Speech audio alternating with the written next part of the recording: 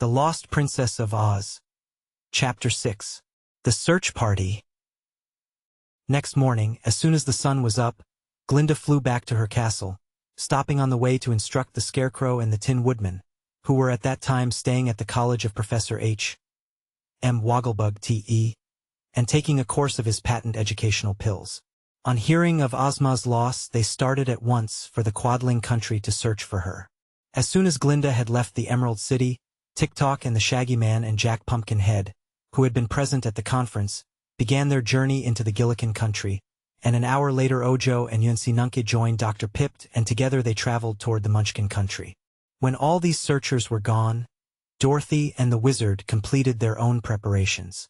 The Wizard hitched the sawhorse to the red wagon, which would seat 4 very comfortably. He wanted Dorothy, Betsy, Trot, and the Patchwork Girl to ride in the wagon, but Scraps came up to them mounted upon the Woozy, and the Woozy said he would like to join the party. Now this Woozy was a most peculiar animal, having a square head, square body, square legs, and square tail.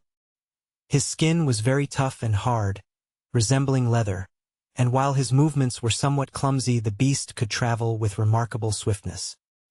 His square eyes were mild and gentle in expression, and he was not especially foolish. The Woozy and the Patchwork Girl were great friends, and so the Wizard agreed to let the Woozy go with them. Another great beast now appeared and asked to go along. This was none other than the famous Cowardly Lion, one of the most interesting creatures in all Oz. No lion that roamed the jungles or plains could compare in size or intelligence with this Cowardly Lion, who like all animals living in Oz could talk, and who talked with more shrewdness and wisdom than many of the people did. He said he was cowardly because he always trembled when he faced danger, but he had faced danger many times and never refused to fight when it was necessary. This lion was a great favorite with Ozma and always guarded her throne on state occasions. He was also an old companion and friend of the Princess Dorothy, so the girl was delighted to have him join the party. "I'm so nervous over our dear Ozma," said the Cowardly Lion in his deep, rumbling voice, "that it would make me unhappy to remain behind while you are trying to find her.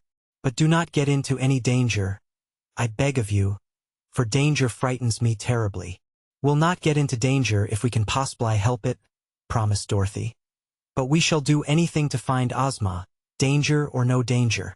The addition of the Woozy and the Cowardly Lion to the party gave Betsy Bobbin an idea, and she ran to the marble stables at the rear of the palace and brought out her mule, Hank by name. Perhaps no mule you ever saw was so lean and bony and altogether plain-looking as this Hank. But Betsy loved him dearly because he was faithful and steady and not nearly so stupid as most mules are considered to be. Betsy had a saddle for Hank and declared she would ride on his back, an arrangement approved by the Wizard because it left only 4 of the party to ride on the seats of the red wagon. Dorothy and Button-Bright and Trot and himself. An old sailor man, who had 1 wooden leg, came to see them off and suggested that they put a supply of food and blankets in the red wagon, inasmuch as they were uncertain how long they would be gone. This sailor man was called Captain Bill. He was a former friend and comrade of Trot, and had encountered many adventures in company with the little girl. I think he was sorry he could not go with her on this trip, but Glinda the Sorceress had asked Captain Bill to remain in the Emerald City and take charge of the royal palace while everyone else was away, and the one-legged sailor had agreed to do so.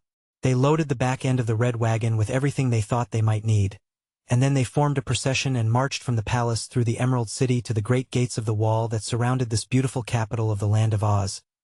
Crowds of citizens lined the streets to see them pass and to cheer them and wish them success, for all were grieved over Ozma's loss and anxious that she be found again. First came the Cowardly Lion, then the Patchwork Girl riding upon the Woozy, then Betsy Bobbin on her mule Hank, and finally the Sawhorse drawing the red wagon, in which were seated the Wizard and Dorothy and Button-Bright and Trot. No one was obliged to drive the Sawhorse, so there were no reins to his harness. One had only to tell him which way to go, fast or slow, and he understood perfectly. It was about this time that a shaggy little black dog who had been lying asleep in Dorothy's room in the palace woke up and discovered he was lonesome. Everything seemed very still throughout the great building, and Toto, that was the little dog's name, missed the customary chatter of the 3 girls. He never paid much attention to what was going on around him and, although he could speak, he seldom said anything. So the little dog did not know about Ozma's loss or that everyone had gone in search of her. But he liked to be with people, and especially with his own mistress, Dorothy, and having yawned and stretched himself and found the door of the room ajar, he trotted out into the corridor and went down the stately marble stairs to the hall of the palace, where he met Jellia Jam. "Where's Dorothy?" asked Toto. "She's gone to the Winky country," answered the maid. "When?" "A little while ago," replied Jellia. Toto turned and trotted out into the palace garden and down the long driveway until he came to the streets of the Emerald City. Here he paused to listen and, hearing sounds of cheering, he ran swiftly along until he came in sight of the red wagon and the woozy and the lion and the mule and all the others. Being a wise little dog, he decided not to show himself to Dorothy just then, lest he be sent back home. But he never lost sight of the party of travelers, all of whom were so eager to get ahead that they never thought to look behind them. When they came to the gates in the city wall, the guardian of the gates came out to throw wide the golden portals and let them pass through. "Did any strange person come in or out of the city on the night before last, when Ozma was stolen?" asked Dorothy. "No, indeed, Princess," answered the guardian of the gates. "Of course not," said the wizard. "Anyone clever enough to steal all the things we have lost would not mind the barrier of a wall like this in the least. I think the thief must have flown through the air, for otherwise he could not have stolen from Ozma's royal palace and Glinda's faraway castle in the same night. Moreover, as there are no airships in Oz and no way for airships from the outside world to get into this country, I believe the thief must have flown from place to place by means of magic arts which neither Glinda nor I understand." On they went, and before the gates closed behind them, Toto managed to dodge through them. The country surrounding the Emerald City was thickly settled, and for a while our friends rode over nicely paved roads which wound through a fertile country dotted with beautiful houses, all built in the quaint Oz fashion. In the course of a few hours, however, they had left the tilled fields and entered the country of the Winkies, which occupies a quarter of all the territory in the land of Oz but is not so well known as many other parts of Ozma's fairyland. Long before night, the travelers had crossed the Winky River near to the Scarecrow's Tower, which was now vacant, and had entered the rolling prairie where few people live. They asked everyone they met for news of Ozma, but none in this district had seen her or even knew that she had been stolen. And by nightfall they had passed all the farmhouses and were obliged to stop and ask for shelter at the hut of a lonely shepherd. When they halted, Toto was not far behind.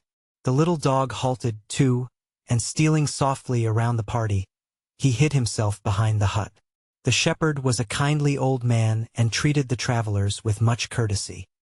He slept out of doors that night, giving up his hut to the three girls, who made their beds on the floor with the blankets they had brought in the red wagon.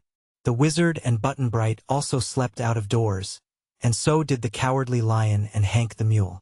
But Scraps and the Sawhorse did not sleep at all, and the Woozy could stay awake for a month at a time, if he wished to. So these three sat in a little group by themselves and talked together all through the night. In the darkness, the Cowardly Lion felt a shaggy little form nestling beside his own, and he said sleepily, "Where did you come from, Toto?" "From home," said the dog. "If you roll over, roll the other way, so you won't smash me." "Does Dorothy know you are here?" asked the lion. "I believe not," admitted Toto, and he added a little anxiously, "Do you think, friend lion, we are now far enough from the Emerald City for me to risk showing myself? Or will Dorothy send me back because I wasn't invited?" "Only Dorothy can answer that question," said the lion. "For my part, Toto, I consider this affair none of my business, so you must act as you think best." Then the huge beast went to sleep again, and Toto snuggled closer to his warm, hairy body and also slept. He was a wise little dog in his way, and didn't intend to worry when there was something much better to do. In the morning the wizard built a fire, over which the girls cooked a very good breakfast. Suddenly Dorothy discovered Toto sitting quietly before the fire, and the little girl exclaimed, "Goodness me, Toto! Where did you come from?"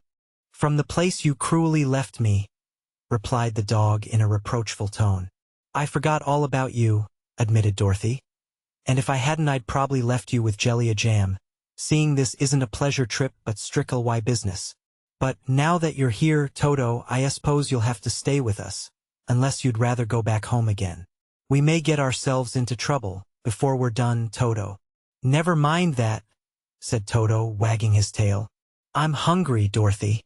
Breakfast'll soon be ready and then you shall have your share, promised his little mistress, who was really glad to have her dog with her. She and Toto had traveled together before, and she knew he was a good and faithful comrade. When the food was cooked and served, the girls invited the old shepherd to join them in their morning meal. He willingly consented, and while they ate he said to them, "You are now about to pass through a very dangerous country, unless you turn to the north or to the south to escape its perils." "In that case," said the cowardly lion, "let us turn by all means, for I dread to face dangers of any sort." "What's the matter with the country ahead of us?" inquired Dorothy.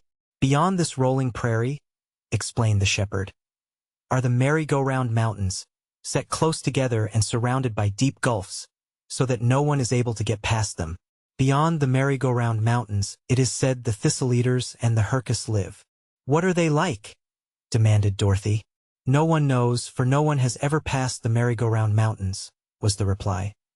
"But it is said that the thistle-eaters hitch dragons to their chariots, and that the herkus are waited upon by giants whom they have conquered and made their slaves." "Who says all that?" asked Betsy. "It is common report," declared the shepherd. "Everyone believes it." "I don't see how they know," remarked Little Trot. "If no one has been there, perhaps the birds who fly over that country brought the news," suggested Betsy. "If you escaped those dangers," continued the shepherd, "you might encounter others still more serious before you came to the next branch of the Winky River. It is true that beyond that river there lies a fine country, inhabited by good people, and if you reached there you would have no further trouble. It is between here and the west branch of the Winky River that all dangers lie, for that is the unknown territory that is inhabited by terrible, lawless people." "It may be and it may not be," said the wizard. "We shall know when we get there." "Well," persisted the shepherd, "in a fairy country such as ours every undiscovered place is likely to harbor wicked creatures. If they were not wicked, they would discover themselves, and by coming among us submit to Ozma's rule and be good and considerate, as are all the Oz people whom we know." "That argument," stated the little wizard, "convinces me that it is our duty to go straight to those unknown places, however dangerous they may be. For it is surely some cruel and wicked person who has stolen our Ozma, and we know it would be folly to search among good people for the culprit. Ozma may not be hidden in the secret places of the Winky country, it is true, but it is our duty to travel to every spot, however dangerous, where our beloved ruler is likely to be imprisoned." "You're right about that," said Button-Bright approvingly. "Dangers don't hurt us. Only things that happen ever hurt anyone, and a danger is a thing that might happen and might not happen and sometimes don't amount to shucks. I vote we go ahead and take our chances." They were all of the same opinion, so they packed up and said goodbye to the friendly shepherd and proceeded on their way.